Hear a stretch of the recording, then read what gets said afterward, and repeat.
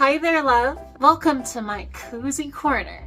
And today we're going to be talking about everyone's favorite dude with tude, Sonic the Hedgehog. Sonic is a very interesting thing for me because I get a lot of nostalgia from Sonic, even though I would never say I was like a Sonic fanboy. Like, I had merch, I had games, I watched the TV shows, but I would never say I was like a Sonic kid. I was always into Pokemon, and that was kind of like my thing, or Kirby. For me, Sonic was like a weird, like, sure, I loved Sonic, but I didn't love Sonic, if that makes sense. I don't know, I feel like it's like weird. Even though I would never say I'm like a Sonic fan, like I am strangely obsessed with Sonic stuff. I'll sit through an entire hour-long video essay about like Sonic games I've never played before, but I'm still like on the edge of my seat, like, oh my gosh, really? I didn't know that. I should go back and play that game. And like Sonic isn't the only franchise that's like that for me.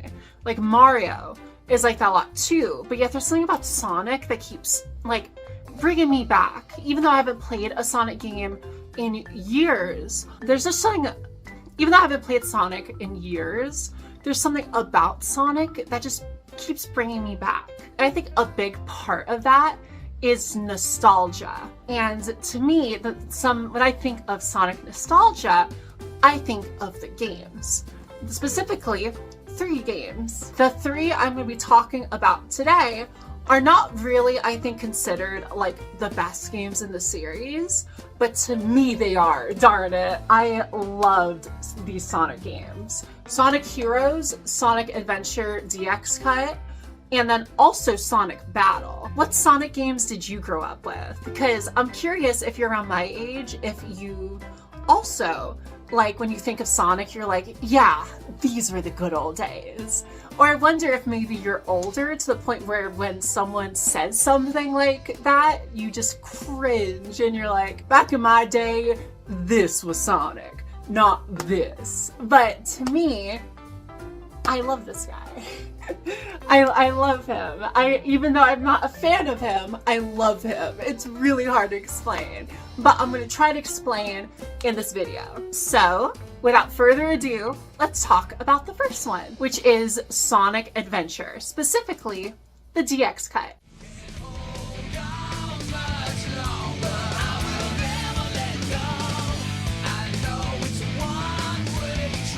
No way! I can't believe this! Like a lot of Sonic games, you can play it from a variety of different characters, with the first one being Sonic. Duh.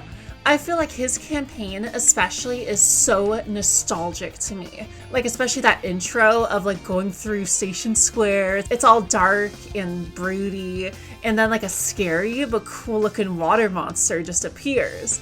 And like bullets don't faze him, the cops can't do anything, so Sonic's gotta step up and defeat this creature called Chaos. I know the cutscene doesn't hold up that good nowadays, but dang, this scene has been like ingrained in my membrane for years. And then like the next day, you see Tails just like eat shit in his new plane, and then you have to go to Emerald Coast. That whole level is also in my membrane for a while. When I see that big orca whale come out of the water, I'm like, man, that's so sick. Even today, I'm like, that's pretty cool. In terms of the story with Sonic, it's kind of just like Sonic losing the Chaos Emeralds with Tails and Knuckles just doing a really bad job at keeping them out of Eggman's little grubby hands. It's really cool though, because every time that Chaos noms on a Chaos Emerald, he changes form and kind of like evolves, which is super cool. A lot of his forms get very almost like body horror-y, with his body distorting into like more grotesque and realistic looking ways. Like more like a monster, as opposed to like a Sonic character that's a monster. He even just straight up becomes Biolante, which is pretty darn cool. Chaos is just such a cool character in general. And like I love his design, And this is the game he comes from, so maybe that's why I'm biased and how I feel about it nowadays. So aside from Sonic, there's also Tails, Knuckles, Amy, Gamma, and Big. And those are the characters that you play as. But the only ones I feel like I really want to talk about here, aside from Sonic, is Gamma. I feel like this game, a lot of people say it's not that crazy good. Like, I know that the voice work is pretty iffy, and same thing with the writing, but I feel like Gamma's story stands out and almost feels like from a different game altogether. Like, the rest of them is kind of like silly shenanigans, like, oh, let's go on a little adventure, let's beat up Eggman's robots and lose some emeralds and make the big bad even scarier. Here's Gamma's backstory. He's a robot made by Dr. Eggman, and so Dr. Eggman, after Gamma's born, is like, hey Gamma, go do this stuff. One of the things that Gamma and his brothers have to do pretty early on is capture Froggy, which is Big the Cat's little frog companion that has a funny little tail. The doctor needs that frog. And so Gamma goes out and, unlike his other E-Series brothers, actually totally manages to like snatch it from Big's hands and just yeet out of there. This happens a lot in this game where your character just like goes back in time and goes to meet this like female Knuckles, basically named Tikal. And she's like tied to a bunch of Chow, but also tied back to Chaos somehow. And it shows that Chaos is actually super duper old, and Dr. Eggman hints at this by basically saying that, like, hey, I found these cool stone tablets. Like, sure, I'm a man of science and technology and stuff, but like those stone tablets, they look pretty promising. You would think that old-timey ritual stuff would just not be his bag, but I guess when it comes to cool water demons, like, it's fine. I say a demon, Chaos is not a demon. He's a good boy. Did you know that Chaos is actually a mutant Chow? Like, you could kind of see it, but I didn't know that until doing research for this video. Am I just stupid? Anyway, back to Gamma's story. So basically, Gamma got Froggy, the rest of them totally failed.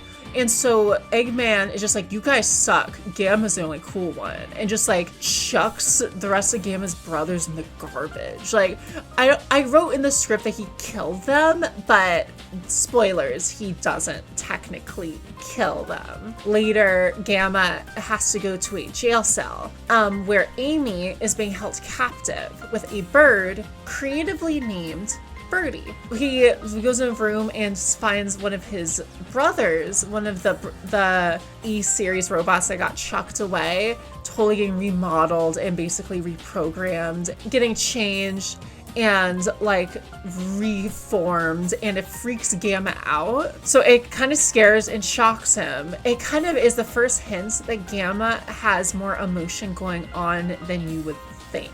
But later, when Gamma does go into the cell, he's all like, give me the bird. And then, of course, Amy says, nah, mate. So he tries to take it, but Amy doesn't buy it. She won't budge. But Birdie, her little bird friend, flies right up to Gamma's face and just stares at him. And he looks at him, and he looks back at Birdie, and he looks at him and looks back at Birdie. Something gets triggered in the robot, and he straight up lets Amy go. Later, Sonic shows up and to go save Amy, and of course Gamma is told by Dr. Eggman, like, hey, go murk the Hedgehog.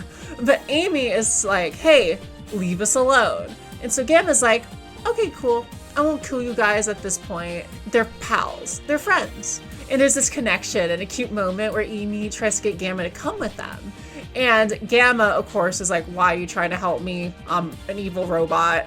But she's like, you're not evil, we're friends, silly. And that's what friends do. And even Birdie wanted him to go with them. And it's cute. But Gamma stays as the ship crashes. And he sort of realizes, while thinking about everything that he's seen and experienced as he's been born, Eggman is kinda like a huge jerkwad. And he does not want to be part of his plan anymore. So Gamma goes to find his brothers, who are all now remodeled and transformed into things that are not his brothers. And he rescues them by basically killing them.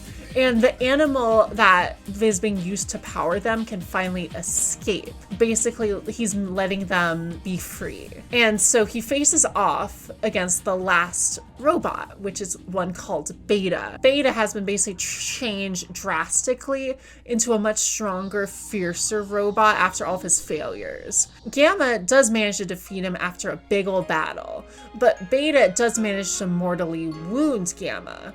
And so Gamma tries to limp away as Beta dies. Beta releases a cream-colored bird that escapes out of the wreckage that was once the robot. And then it pans back to Gamma, who, as he's dying, he sees an image in his head of Birdie, the bird that was with Amy, and Birdie has a family. And it's not just Birdie. There's a cream-colored bird exactly like the one that was in Beta, but also a pink one. When Gamma dies, it's revealed that the animal inside Gamma is this pink bird. It's Birdie's and Beta's real brother. Now that the brothers are finally free, they go fly away to go find Birdie and be a family again. And it's such a dumb thing. Like, literally, I'm tearing up just going back over it. Like, it's so silly.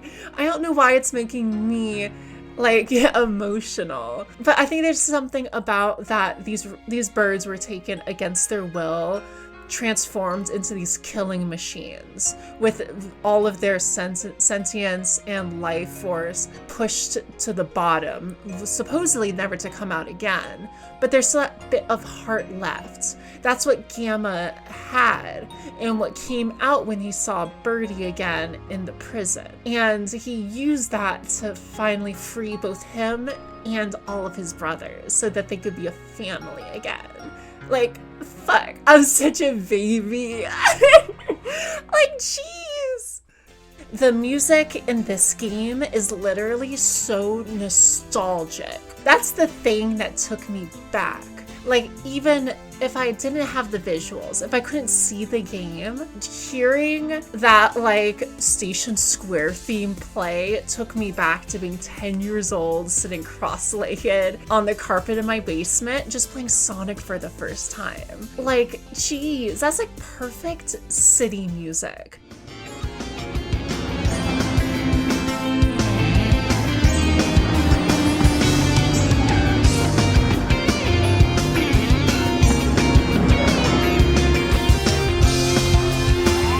I love it so much, and speaking of music in this game, we cannot talk about nostalgic music and not talk about Mystic Ruins. I feel like that song is literally, it has its own fan club, basically. It's so good. And the last day I got the Dreamcast, like for the rental period, I finally got Sonic Adventure, and I just stayed in Mystic Ruins and just listened to the music until I had to bring the game back. I feel like when people think of Sonic DX, a lot of people just think, oh yeah, the Mystic Ruins theme. It's just like perfect. Chef's kiss. Also, the levels in this game are super duper nostalgic. The one that specifically tickles the nostalgia part of my brain is the casino level with the Knights pinball where you're kind of flying around and stuff. Like, I saw that and oh my god, like 10 years old again. Like, it's super cool.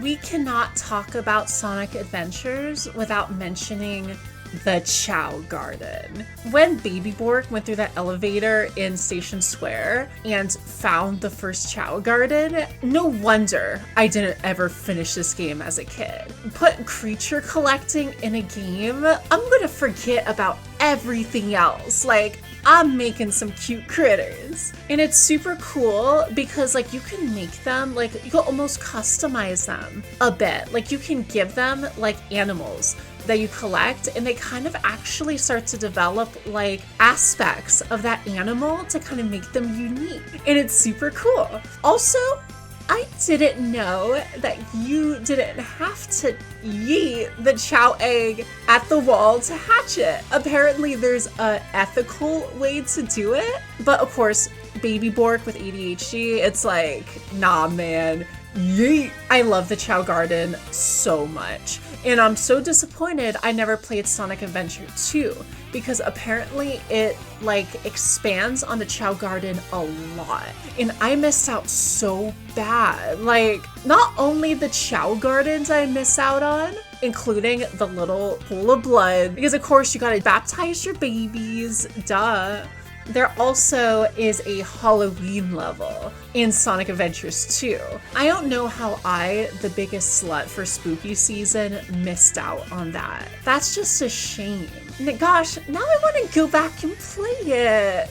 I guess I could. ROM hacks are a wonderful thing. Next up, Sonic Heroes. Sonic Heroes, Sonic Heroes, find you, can find you,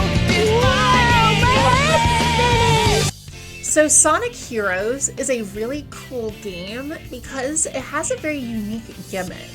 Not only do you play as like Sonic, because duh, it's a Sonic game, you probably are going to play as Sonic, but he has a team of, wait for it, heroes. Technically not just Sonic, there are 4 different teams of heroes you can play. There's the OG Team Sonic, consisting of Sonic, Knuckles, and Tails. There's the edgy Team Dark, which has got your favorite anti-hero, Shadow, Rouge the Bat, and Omega. There's also the cutesy Team Rose, consisting of Amy, Cream, and Big. And then there's the best team of all time, Team Chaotix, Espio, Charmy B, and Vector. Each team has a little something for everyone. Like Sonic is very much your own classic hero story of like, hey, we're the heroes, we're here to save you kind of thing. There's Mr. Darkness, edgy AI, and a little side of titty too. And then there's Team Rose, which is just kind of like girl power. And they brought Big along too, which is nice, but it would have been cool to have a whole team of girls. Like, I know they're not going to put like Sally Acorn or Bunny Rabbit in the team, but a boy could dream. Team Chaotix is funny because they look really cool, but they're the biggest dorks in the whole game. I mean, you would think that they would be super sick because it's like a chameleon ninja that could turn invisible, an alligator with frickin' headphones, and a bumbly b-boy. But, okay, fine. The other 2 look pretty cool, though. Each team kind of plays the same, but there's some different flavors to it, like the way the team looks, the animations, the courses, and then also you get different voice lines and different objectives, too. You think, though, that, hey, it's super cool that each team gets their own voice lines and stuff. It's not just going to hear like oofs and offs and grunts and that's it. So actual full voice lines, that's pretty cool. Or, well, you would think that if there was a big variety of voice lines. Because if you love games where you hear the same voice lines over and over and over and over again, this game's for you. Let's go! Let's go! Dave! Let's go! Dave! Dave! Dave! Shit! What up? Shit! Take this! I mean, it's super charming looking back at it, but I could see how it would get on some people's nerves because they repeat a lot. All right.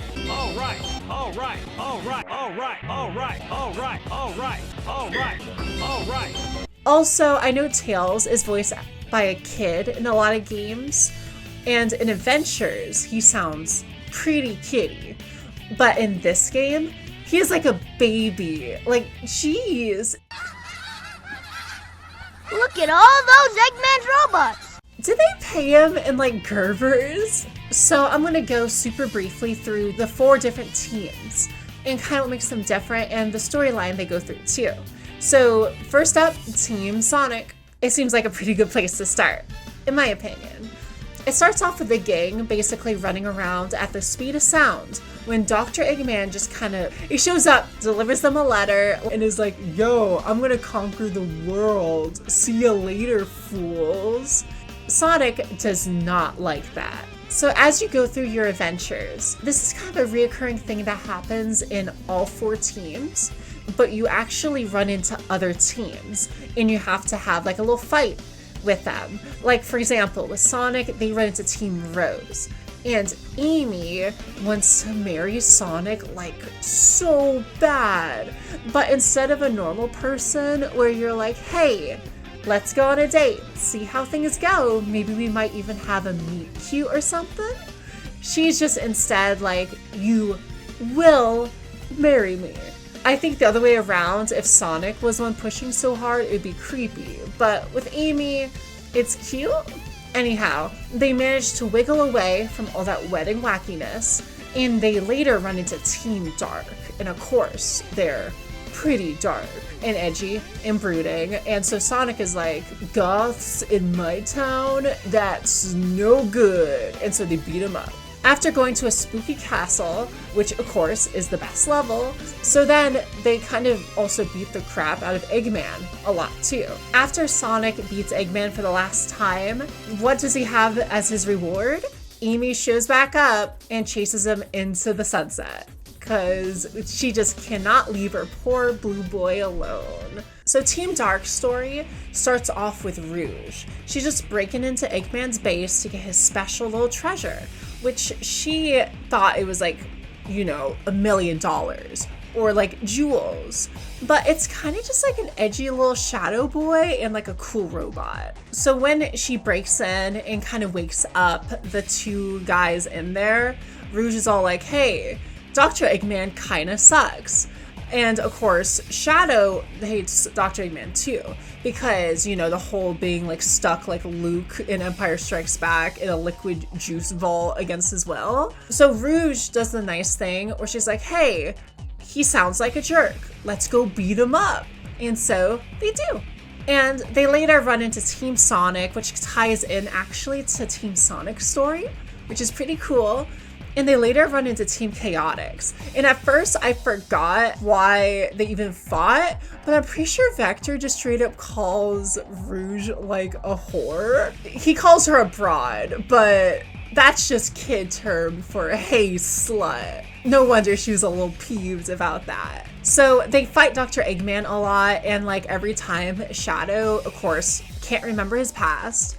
And so he's like, hey, Dr. Eggman, what am I? And then Dr. Eggman is just like, I might know, tee-hee. And that's just like a reoccurring thing. Anyway, they beat the Doctor a ton of times. And it's sort of revealed that there's a bunch of like shadow androids made by Dr. Eggman. And so Rouge and Omega wonder, is the shadow we're traveling with real, or is he also an android? And I don't think that the game says whether he is or not. So if you know, please tell me in the comments below. I would super duper appreciate it. So onto stories that aren't really as complicated. Team Rose is basically just like Amy trying to help out Big and Cream because they lost their buddies. Big lost Froggy because that happens a lot, and Cream lost her little Chow buddy. Which she already has one named Cheese, but also she has one called Chocola. And every time I heard that name, I kept thinking of Chocolata, which is a very different character. The only clue that they have to work on and where their friends might have gone is a picture of Sonic, which has like their 2 missing friends in the picture too, which is weird. Why would Sonic kidnap their friends? They go on that journey to figure it out. They beat up Dr. Eggman because everyone beats up Dr. Eggman. And then Amy gets horny for the Hedgehog, because of course she does, and reveal that Dr. Eggman wasn't actually Dr. Eggman. He was just a robot who kind of just melts and turns all gooey and gross. But then their friends show up, and then so, yay, mission accomplished. The last team is Team Chaotix, and basically they're like these detectives, and they receive a mysterious package in the mail that's like, hey, I got a job for you. You gotta do a job for me and I'll give you lots of money. And of course, since these guys are out of work and kind of sort of like poor, they're like, hell yeah, man, we never turn down work that pays. It's kind of neat too, because in the mail is a walkie-talkie from their client, and they just straight up tell you the objectives while you're playing the game, which is kind of cool. Anyway, later after beating up Dr. Eggman in a couple of the teams that we've played as before, a couple times, it turns out that the client that they've been talking to this whole time has actually been Dr. Eggman. And he's like, hey, I'll give you that money after I take over the world. And then it leads to one of my favorite scenes of the game where they're just sick of his shit and they're just like, you can't pay? Get 'em, boys! Like, it's fun. Also, through all of the team stories so far, we've seen a mysterious robot figure show up in different parts of the story, saying things. It's like acquiring data. Who is this mysterious figure that kinda looks like Sonic? It turns out that Dr. Eggman has been locked up by this mysterious figure. And basically, he is a metal version of Sonic called Metal Sonic and is all like, hey, living things suck. I sucked up all your data and I know all your moves. I'm super cool. Fuck you. And then becomes an eldritch, like, metal monster demon that all the teams have to team up to beat together. It's even called like Metal Madness and is super sick. And I've never gotten this far in the game before, so when I saw it, I'm like, oh my god, that's so cool! Anyway, with the power of friendship, they defeat Metal Sonic. They all just go back to like their normal shenanigans. Amy just doesn't even straight up care that they almost died and the whole world got taken over. It's just like, hey Sonic, I'm horny for that hedgehog. And then even Dr. Eggman tries to wiggle away, but Team Chaotix is not having any of that shit. Sonic Heroes, I would not say it aged super good, but a lot of it still is so charming. Like, the levels are so pretty, especially that casino level is so pretty. Like, it's so cool. There's a lot that didn't age as well as I remember, like the voice lines and some of the ending songs, and the team blasts are not as cool as I remember. Like, in my head, I thought Team Chaotix was like this, but it's like actually a lot more like this. It's different when Sonic is supersonic.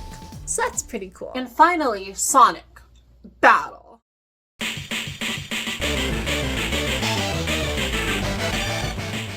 So Sonic Battle is something different, but in a lot of really cool ways. It's a fighting game, and also is the only one out of these three games that it has a spray art style, and honestly, that art style is so gorgeous, and it still holds up super good too. Even though the sprites are 2D, the arena you fight in is actually 3D, but it blends so seamlessly you don't even really, like, it doesn't take you out of it. It like adds to it, if anything. There's a ton of characters you can pick from, with some being ones that you can't even play that often. Sure, there's some from like heroes like Rouge and Cream, but my boy Chaos is in this game, so that is super sick.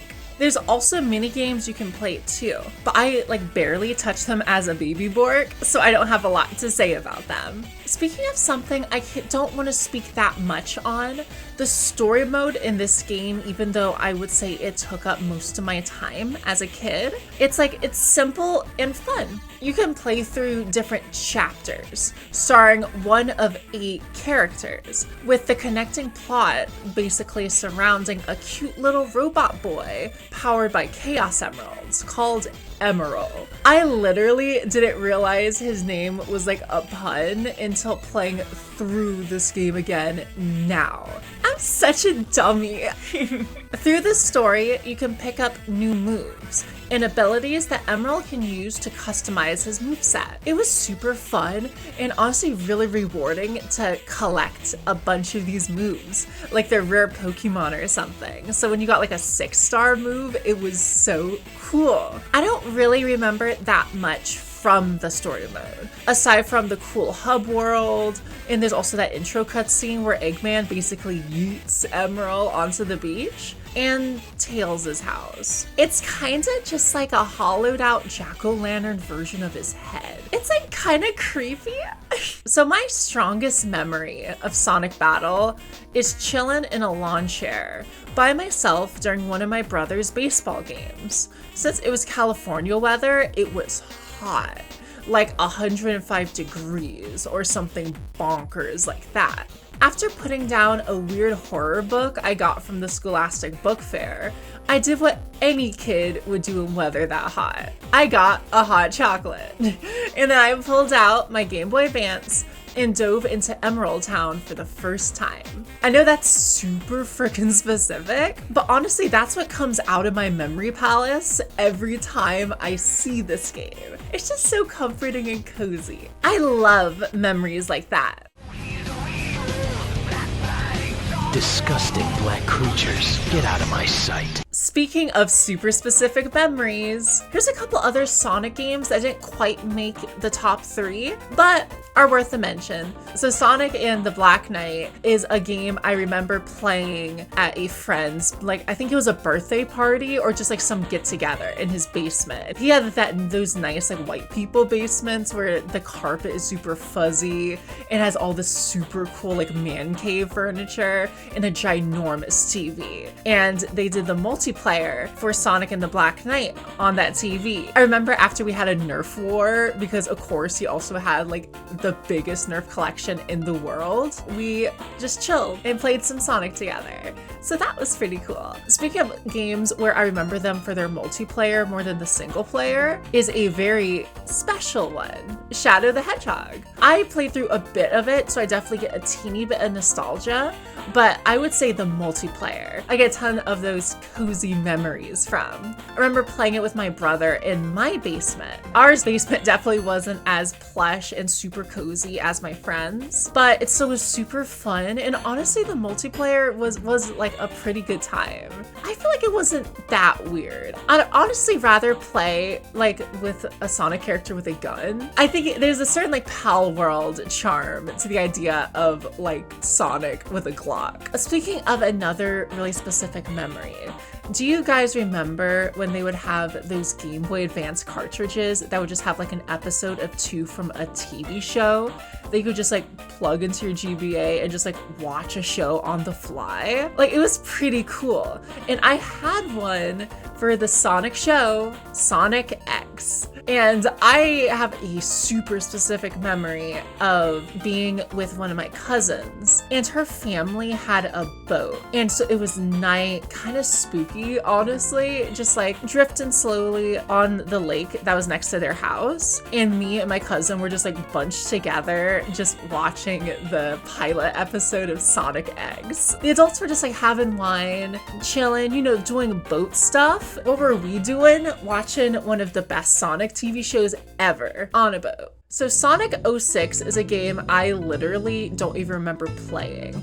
I think it was at same cousin's house on Halloween, and they had a ginormous, super nice house with like a gazebo, ginormous yard, and I remember a very distinct memory of them playing Sonic 06 in their super like rich kitchen. Like they had a TV in the kitchen, which was pretty cool. So I just remember Silver on the screen. That's all I remember. It's just that boy and the adults just all being like, hey, you can play your Sonics anytime. Come on outside. And we just chilled around like a fire pit on this like brisk autumn night. And literally all I remember is Silver and like one of the levels from 06. It's like barely a memory, but they're just like so cozy about after a fun night of trick-or-treating, coming back into the kitchen, watching my cousin play a bit of Sonic, and then just like going out to the fire pit and just enjoying that spooky night. Like Sonic and spook kind of goes together better than I thought. I mean, if you don't believe me, like, Sonic Dreams Collection was pretty darn spooky. Scary might be a better word, but it gave me a spook. So, that's it. I know Sonic is one of those series that gets like thrown under the bus as like, oh, was it ever good? And like, sure, I will like be 100% honest. Some of these games were hard to sit through and I got a little bored. But like the memories I have there are so strong, and the parts that I do love, like I love so much, it like pushed me through it, you know? Thank you so much for going on this speedy nostalgia journey with me together. And hopefully the journey will continue pretty darn soon. So be on the lookout for that. I love you. I love you. I want to rub you too. Okay. Bye.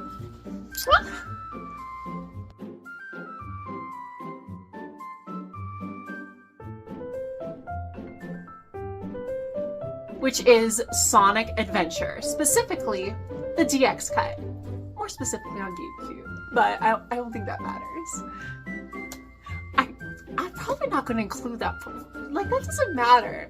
None of you are going to care if I played it on GameCube or what else was it on? Like, was it on Xbox? Apparently this was on PlayStation. Mostly. Like when I was like looking at footage of it, it was all on PlayStation. So the fact that I grew up with it on Xbox, I feel like that means something, right? It means I had an Xbox. That's what it meant.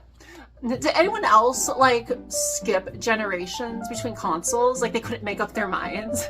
Like I couldn't figure out what camp I wanted to settle into, because sure, I had an Xbox, but I also then went to a PlayStation 2.